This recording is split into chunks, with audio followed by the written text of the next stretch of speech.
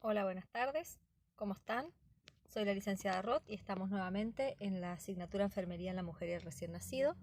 En esta oportunidad vamos a desarrollar el tema de embarazo múltiple. Bueno, entonces podemos definir que el embarazo múltiple es el desarrollo simultáneo en el útero de dos o más fetos. Y cuando hablamos de gemelos hacemos referencia a cada uno de dos o más hermanos que hayan nacido en el mismo parto.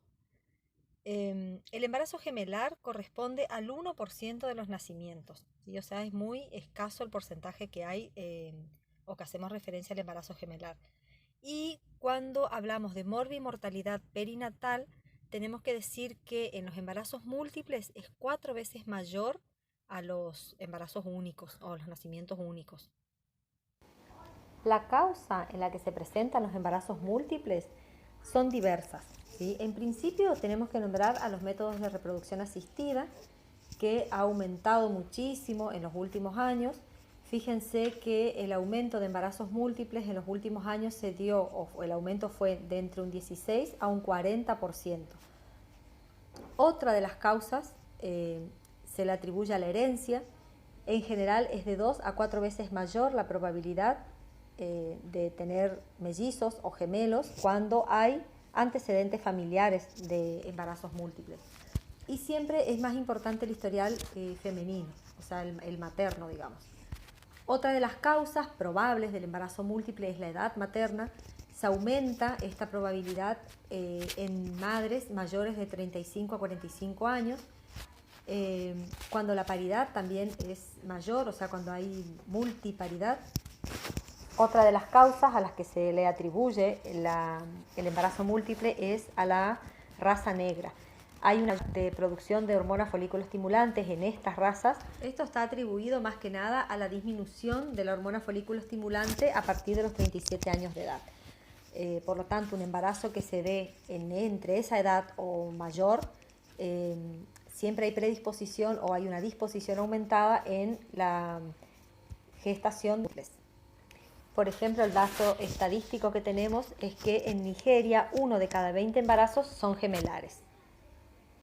Bueno, acá en esta filmina podemos ver el aumento brusco que se produjo en estos últimos años de los embarazos múltiples y su máxima atribución es a los tratamientos de reproducción asistida.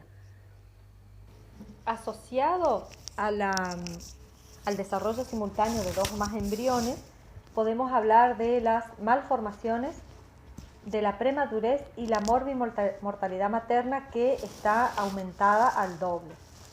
La incidencia del embarazo gemelar es de 1 entre 80 a 100 embarazos.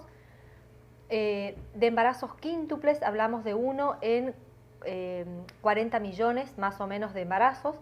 Los trillizos se dan en 1 a 6.400 embarazos aproximadamente. Y los cuatrillizos o embarazos cuádruples se dan de 1 en 512.000 embarazos aproximadamente. Esta incidencia de embarazos múltiples lo podemos ver a través de la ley de Helling. Pueden ver, por ejemplo, en este cuadro cómo se van duplicando o multiplicando los embarazos de acuerdo a la cantidad de embriones que se están formando. Los embarazos múltiples se dan de dos formas. Tenemos embarazos univitelinos o monocigotos y embarazos bivitelinos o bicigotos. Entonces, la clasificación según la división, dijimos que como primer clasificación, diamnióticos, dichoriónicos. Estos tienen dos placentas, dos sacos amnióticos y digamos esto ocurre cuando la división celular tiene lugar en los primeros 3 días después de la fecundación. Esto se da más exactamente en la fase del blastómero. Y la frecuencia de este embarazo es se da en una frecuencia del 30%. La segunda clasificación que tenemos es la monocigoto, diamniótico y monocoriónico. Este es el más frecuente, se da en el 65% de los casos y en esta división tenemos una sola placenta con dos bolsas amnióticas. esta división ocurre entre el cuarto y el octavo día después de la fecundación y se da más exactamente en la fase del blastocisto. La tercera división celular, hablamos de monocigótico y monocoriónico. En este tipo de división se da solamente en el 1% de los casos y acá decimos que la bipartición ocurre entre el día 7 o 13, digamos, entre el día 7 y 13 después de la fecundación. Aparece en la fase de embrión bilaminar. Luego de formarse el amnios común, comparten placenta, saco coriónico y amniótico. Hay una placenta, un corión y un amnios. Según la división también podemos hablar de una clasificación donde tenemos a los gemelos conjugados o también llamados monstruos dobles. Estos se originan cuando la división es incompleta y se produce luego de los 13 días después de la fecundación. Pueden considerarse como una variación de la gestación normal monoamniótica. En casos muy raros se dan, digamos, entre 1 a 50.000 embarazos y existen dos clases de monstruos dobles. Tenemos los que son cuando cada gemelo ha desarrollado completamente, pero han quedado unidos por alguna parte de su organismo, según lo cual pueden ser toracópados, que están unidos por la parte anterior, piópagos, unidos por la parte posterior, o craneópatos, unidos por la parte craneal, y así, o sea, depende de la parte del cuerpo que ha quedado unida, es cómo lo vamos a nombrar. Después tenemos los siameses o los gemelos conjugados asimétricos. Esto se da cuando los gemelos se desarrollan de forma parcial o ha quedado incluido dentro de otro, o sea, cuando uno ha quedado incluido dentro del otro. Por ejemplo, los teratomas, los epignatos, teratópagos, fetos diencéfalos con 3 o 4 brazos, o sea, cuando en la división celular de cada uno de los embriones, literalmente uno quedó incluido en el otro, o sea, comparten toda una parte del cuerpo y por lo tanto siempre estos son los literalmente llamados monstruos dobles, donde no se los pueden separar, ya que de eso depende la vida del otro. Luego la clasificación según la cantidad. En este caso podemos hablar de los monocigotos o monovitelinos. Estos se dan en un 25% de los casos, se originan de un óvulo y un espermatozoide y con menor frecuencia por partición de material genético de un solo óvulo. Son del mismo sexo, de igual fenotipo y por lo cual su aspecto puede ser idéntico, con similar psiquismo y genética. Después, dentro de lo que son los monocigotos, tenemos los monocoriónicos pero biamnióticos.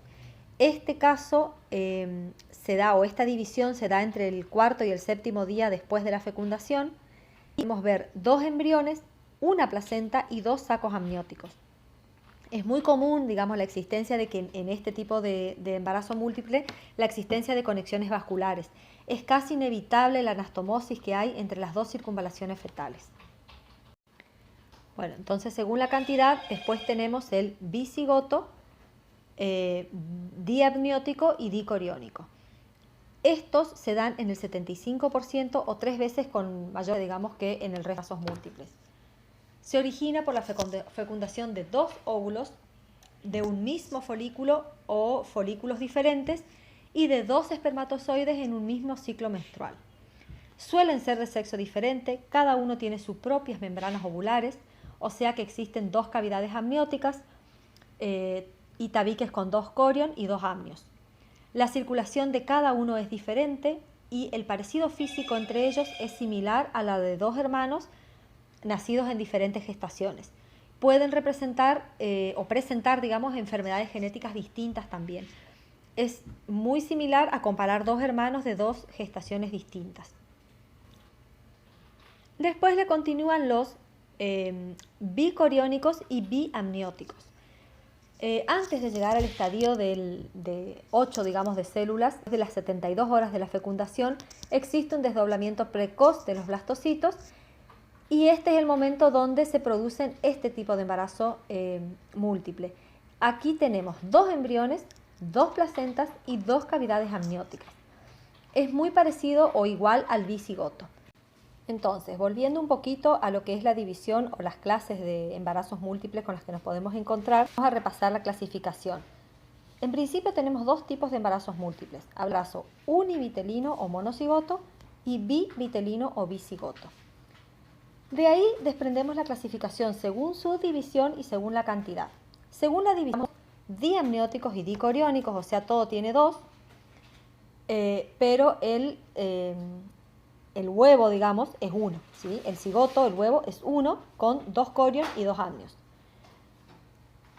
Luego tenemos los monocigotos, o sea, hablamos de un huevo, pero con 2 amnios y, o sea, diamnióticos y monocoriónicos, con un solo corio.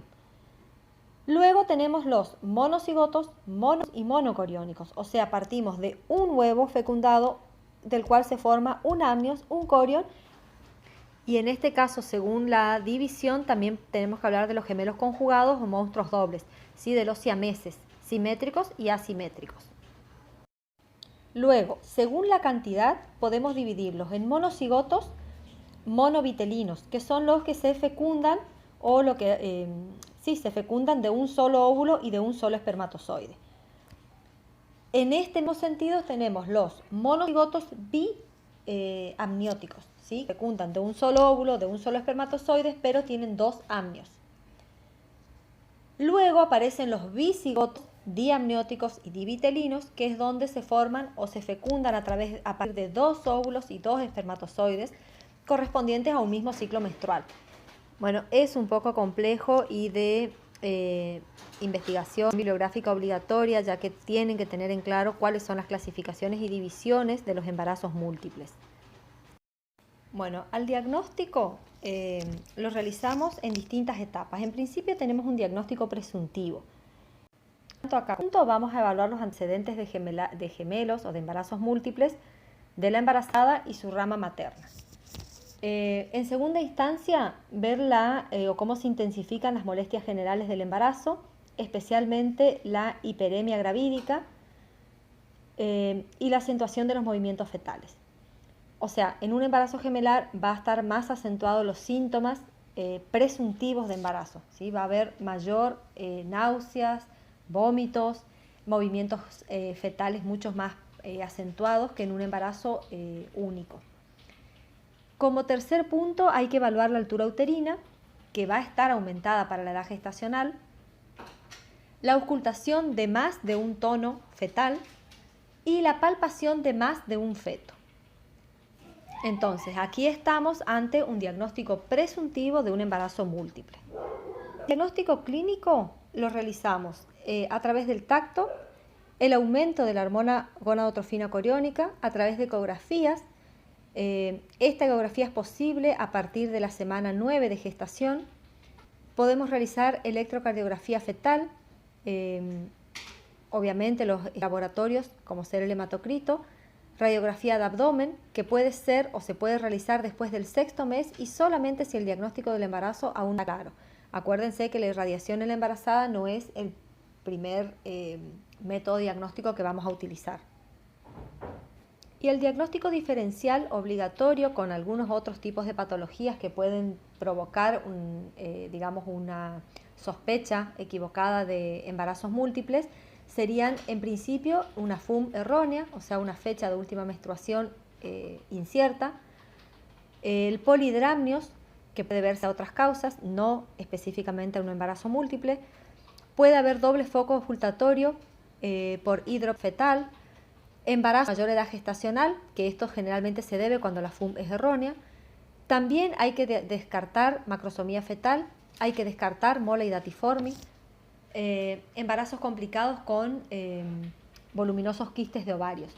¿Sí? Una vez que se hace el diagnóstico diferencial con el resto de otras patologías que pueden aparecer, podemos recién ahí diagnosticar de forma objetiva un embarazo múltiple. Bueno, después tenemos los diagnósticos de certeza, ¿sí? Según los fetos o los cigotos que podamos encontrar. Para esto se realiza una ecografía transversal, se hace en el primer trimestre de la gestación. Esta ecografía nos puede mostrar 2 vesículas, lo que correspondería a un embarazo gemelar, o nos puede mostrar una vesícula entre los quinto y sexta semanas, que es una posible duplicación del embrión. Los latidos cardíacos fetales son audibles después de las sextas semanas de gestación y obviamente que esto es un diagnóstico de certeza. La confirmación del diagnóstico también lo hacemos por imágenes ecográficas, donde podemos ver el número de fetos, los sexos, el número de los sacos amnióticos, el número de placentas existentes y también nos sirve para descartar la existencia de fetos unidos.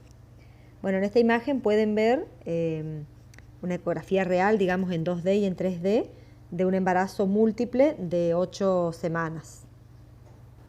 Bueno, y como dijimos, cuando hablamos de un embarazo múltiple, también tenemos que hablar inevitablemente de las complicaciones que pueden surgir de este embarazo, y en este sentido tenemos complicaciones maternas y complicaciones fetales. También con cada complicación o con el propio embarazo existen lo que son o lo que llamamos adaptaciones maternas. Recuerden que el embarazo múltiple está catalogado como un embarazo patológico, más allá de que no es una patología en sí el embarazo, pero recuerden que el cuerpo humano está preparado o formado para anidar a un feto, ¿sí? O fecundar a un feto. Entonces, cuando esto se produce en mayor número, tenemos que hablar de un embarazo patológico y de ahí en más las complicaciones y o adaptaciones que van a ir surgiendo tanto maternas como fetales. Bueno, en primer lugar vamos a hablar de las adaptaciones maternas. Fíjense que como primera adaptación tenemos una adaptación en la expansión del volumen sanguíneo. En un feto único el volumen sanguíneo es aproximadamente o aumenta aproximadamente entre un 40 y un 50%. En cambio, en los embarazos o en las gestaciones múltiples, el aumento de este volumen sanguíneo ronda los 50 a 60%. Hay aproximadamente 500 mililitros adicionales más de sangre circulando. Otra adaptación es la anemia. Aparece la anemia fisiológica más pronunciada. Hay un requerimiento aumentado de fosfato y de hierro. Y en los partos vaginales el sangrado puede llegar a 935 centímetros cúbicos aproximadamente. Sabemos que en el de un parto normal es de 500 mililitros. Así que prácticamente se va al doble el sangrado en un parto vaginal de un embarazo múltiple. A nivel cardiovascular hay un 20% más de un gasto cardíaco. El volumen sistólico y la frecuencia cardíaca también están aumentadas. La presión arterial aumenta aproximadamente 15 milímetros de mercurio en el periodo exclusivo del trabajo de parto. El abdomen, a nivel del abdomen tenemos que el útero crece hasta 10 litros. Hay compresión de las vísceras abdominales y torácicas, lo que nos lleva a un estreñimiento. Y a nivel renal pueden aparecer las uropatías obstructivas y puede llegar a aparecer la hidronefrosis. Como pueden ver, en cada uno de los sistemas se ven afectados y por lo tanto se ven obligados a desencadenar mecanismos compensatorios para adaptarse a esta nueva situación. Y como complicaciones maternas tenemos que una de las principales que aparece es la preeclampsia. Es de 3 a 5 veces más probable que en un embarazo único. La presión arterial se eleva desde las primeras semanas de gestación, o sea, es más temprana la aparición de la hipertensión y existe una mayor tendencia a la eclampsia, ¿sí? A la aparición de las convulsiones. Otra de las complicaciones son las hemorragias, son de 2 a 3 veces más frecuentes que en un embarazo único. Hay una mayor superficie placentaria, por lo tanto puede aparecer el abrupto placentae y también aparecen las hemorragias postpartos. Puede haber una sobredistensión uterina o atonía uterina. Otras de las complicaciones que aparecen son la hiperemesis gravídica, puede también aparecer diabetes gestacional, pielonefritis, colestasis gravídica, anemias, las que serían las complicaciones maternas más frecuentes en un embarazo múltiple. También, por supuesto, existen complicaciones fetales. Podemos ver a nivel fetal existen los abortos, que se da de 2 a 3 veces más que en un embarazo único. También pueden aparecer el feto evanescente en un 20% más antes de las 14 semanas. El feto evanescente es cuando el feto desaparece previo a haber sido reconocido y diagnosticado.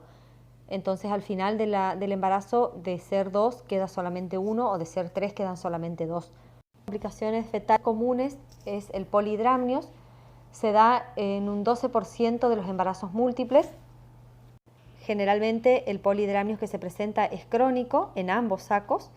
Puede haber poli más oligoamnios a la vez, o sea, un saco presentar polidramnios y otro oligoamnios.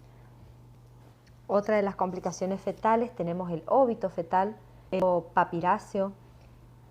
Obviamente esto se da por partos o se deberían llevar a partos por cesárea. Aparece la mortalidad perinatal en un aumento bastante importante. Esto generalmente se debe al trenzado del cordón umbilical, o sea, la compresión de las arterias del cordón. Puede haber presentaciones anormales.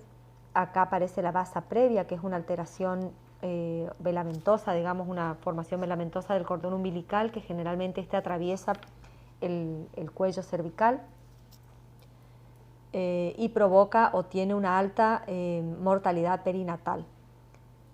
También pueden aparecer los siameses, el gemelo acárdico, acéfalo, lacéfalos o amorfos.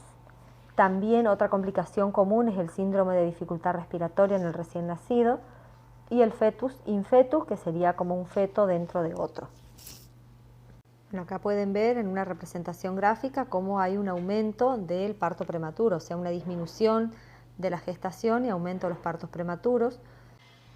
En cuanto al aborto y óbito fetal, fíjense que los gemelos monocoriónicos están en una proporción de 18:1 con respecto a los dicoriónicos.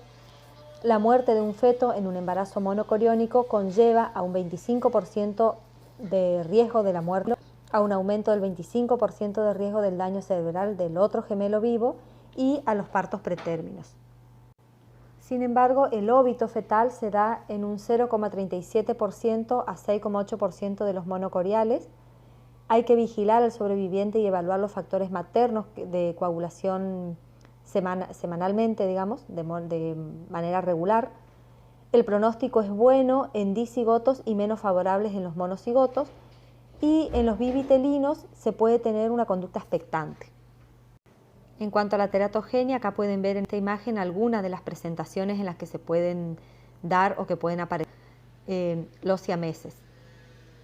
En este sentido tenemos a los craneópagos, que son los que están unidos por la cabeza, los toracópagos, que están unidos por el tórax, por las paredes abdominales, isquiópagos unidos por el isquión, piópagos unidos por los glúteos. ¿Sí? Son algunas de las presentaciones que pueden darse en los siameses. Otra de las complicaciones fetales que habíamos nombrado era la transfusión feto-fetal. En este caso hay una descompensación hemodinámica secundaria a la comunicación vascular placentaria entre ambos fetos.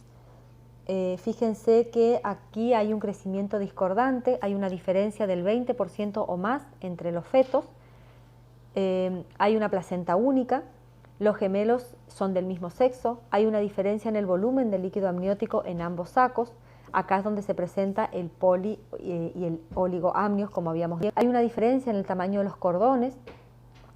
El feto donante tiene un retardo del crecimiento intrauterino, anemia, hipovolemia y oligohidramnios. Y el feto receptor tiene hidrops, hipervolemia, insuficiencia cardíaca secundaria y polihidramnios. Otras de las complicaciones es la anastomosis vasculares entre ambos fetos. Solo se da en placentas gemelares monocoriónicas. La anastomosis más común son las arterios arteriales, que se dan en un 75%. También puede darse arterios venosos o venos venosos. En estos casos, fíjense que la mortalidad perinatal eleva a 51%. El receptor tiene como complicación cardiomegalia, insuficiencia cardíaca congestiva, puede morir en intraútero y aparece también el polihidramnios. En cambio, el feto donante tiene un retardo del crecimiento intrauterino, hidropesía, anemia grave, insuficiencia cardíaca de alto gasto cardíaco y oligohidramnios. También habíamos nombrado como otra complicación fetal el fetoacardio. La acardía se caracteriza por la ausencia de uno de los gemelos de estructura acárdicas. El diagnóstico no es fácil, se confunde con anencefalia o con muerte fetal. En este caso hay una mortalidad del 50% y el riesgo de desarrollo de hidrops fetal, de insuficiencia cardíaca y de prematuridad, y hay un pronóstico basado en el peso del feto entero, digamos. Bueno, por supuesto que podemos profundizar en cada una de las complicaciones, tanto maternas como fetales, que aparecen. La intención es que lo puedan ver, por lo menos en algunas imágenes y a modo resumido, algunas de ellas o las más comunes. Así que para ir avanzando con la clase vamos a ver las que son las indicaciones absolutas de cesárea. En primer lugar, si la presentación del primer gemelo no es de vértice. Otra de las indicaciones absolutas de cesárea es cuando los gemelos son monocoriónicos, monoamnióticos, cuando son siameses o cuando la gestación es de 3 o más fetos. Y la asistencia del parto gemelar, en primer lugar hay que diagnosticar la posición del feto al inicio del parto. No está contraindicada la inducción, debe haber una monitorización cardiográfica pre-parto y también se realiza analgesia epidural. Se debe tener en cuenta el número de fetos, la edad gestacional y la corionicidad. Debe existir un control prenatal cada 15 días a partir o hasta la semana 26 de gestación y luego se hace semanal hasta el momento del parto. Debe existir una vigilancia estricta del peso, tanto aumento o disminución, porque puede aparecer la retención de líquidos, puede aparecer la preeclampsia, el riesgo de diabetes gestacional y evaluar el incremento inadecuado, digamos, de peso, ya que también puede aparecer un retardo de crecimiento intrauterino del feto. Se debe vigilar el hemograma, o sea, por laboratorios, para tener en cuenta la presión arterial, los gases en sangre o la concentración de glóbulos rojos para detectar anemias. También se debe hacer un seguimiento del crecimiento del crecimiento fetal por ecografías. Bueno, y por supuesto que el seguimiento de este embarazo es muy estricto en relación a lo que es un embarazo único. Y también lo que se debe realizar de manera estricta son las pruebas de bienestar fetal. Este control y seguimiento que nos permite es prevenir, digamos, en la mayor posibilidad todas las complicaciones que hemos nombrado anteriormente, tanto durante el embarazo como en el momento del parto. Fíjense que en este cuadro pueden ver algunas de las acciones que debería realizar la mujer embarazada de un embarazo múltiple. En principio, prevenir la preeclampsia. Se toma calcio de 1 a 2 gramos por día, llegando a 100 miligramos por día. Debe tener un esquema de maduración pulmonar que se realiza a las 26 semanas de gestación. Está recomendado el reposo en cama, en lo posible en decúbito lateral izquierdo. De 9 a 10 horas diarias debería reposar y descansar. Debe disminuir la actividad física, laborales y deportivas. No se recomiendan las relaciones sexuales. También está la progesterona y los tocolíticos si existe irritabilidad uterina como tratamiento farmacológico. En el parto gemelar, en principio tener en cuenta que el tiempo entre el primero y el segundo feto no debe ser muy excesivo. Existe una mínima mortalidad perinatal si la gestación llega entre las 37 y las 38 semanas y gestaciones menores de 25 semanas se espera un parto vaginal. La conducta intraparto se debe tener en cuenta que tiene que estar en una institución adecuada, con un equipo multidisciplinario. Debe haber un buen apoyo neonatológico, donde debe ser trasladado cada uno de los recién nacidos después. Debe haber una monitorización continua. El intervalo entre un nacimiento y otro debe ser menor a 30 minutos. La OMS permite esperar hasta un intervalo de 2 horas, siempre y cuando no haya alteraciones en la frecuencia cardíaca fetal. La disponibilidad de cesárea debe ser inmediata y debe haber prudencia en la amniotomía. Los riesgos que existen para el primero y el segundo gemelo. El primer gemelo puede aparecer prosidencia de cordón. Obviamente que con esa prosidencia las complicaciones por hipoxemia. En el segundo gemelo puede haber una mala situación o presentación, distrés respiratorio, Apgar bajo, maniobras obstétricas y puede haber una mayor incidencia a las lesiones cerebrales. En esa asistencia durante el parto, como dijimos, tiene que haber un diagnóstico correcto de la presentación y la posición de ambos gemelos. Se debe realizar la ligadura del primer gemelo para evitar la pérdida de sangre del segundo. El tacto vaginal después del parto del primer gemelo, vigilar el alumbramiento para la prevención de las hemorragias. Son algunas de las acciones que se tienen en cuenta durante el trabajo de parto. Entonces, debemos vigilar la evolución del trabajo de parto. La dilatación en el primer periodo, si lo dividimos por los 3 periodos del trabajo de parto, entonces desde lenta puede haber una distensión excesiva del útero, puede haber una ruptura precoz de las membranas. Se debe realizar un examen vaginal para asegurarse que no haya prolapso de cordón. Cuando pasamos al segundo periodo del trabajo de parto, que sería el periodo expulsivo, el feto generalmente es rápida y el segundo feto puede demorar de 15 a 30 minutos y es lo que dijimos anteriormente, que se debe evaluar el tiempo de espera. Si bien la OMS nos dice que podemos esperar hasta 2 horas, siempre eso va de la mano de la evaluación de los latidos cardíacos fetales del feto que aún no fue expulsado. Y la asistencia durante el alumbramiento, que sería el tercer periodo del trabajo de parto, generalmente se cumple de forma más lenta y suave. Dice, ambas placentas se expulsan luego del nacimiento del segundo gemelo. Entonces, esperar el alumbramiento, al igual que en cualquier trabajo único, controlando las características de esas placentas, de ambas en este caso, ya que recuerden que existe un mayor riesgo de hemorragias perinatales en los embarazos múltiples en relación a los embarazos únicos. Bueno chicos, hasta aquí hemos llegado con esta clase, que si bien ha sido un poco larga, como siempre les decimos, la intención es acercarlos al tema para que ustedes después puedan procesar en base a la bibliografía. Los dejo, que tengan una muy buena tarde y nos estamos encontrando en la próxima grabación. Hasta luego.